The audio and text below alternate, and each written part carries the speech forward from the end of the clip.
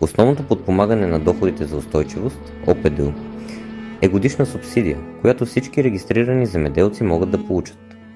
Преди бе позната като СЕП. Тя не е обвързана с конкретен вид продукция и е еднаква за всички допустими площи в страната, заявени от земеделски стопанин. Зърно, пасища, трайни насаждения, оранжерии, етерично-маслени култури и други. Ставката е малко над 10 евро на декар или приблизително 19 лева и 60 стотинки. Тя зависи от общата заявена земя за подпомагане в България. Повече обработваема земя означава по-малка ставка и обратното. За да получи субсидията, земеделецът трябва: първо, да не е пропускал да плаща задълженията си към държавата. Второ, да отговаря на критерия активен земеделски производител. Трето, да обработва допустима за подпомагане земя.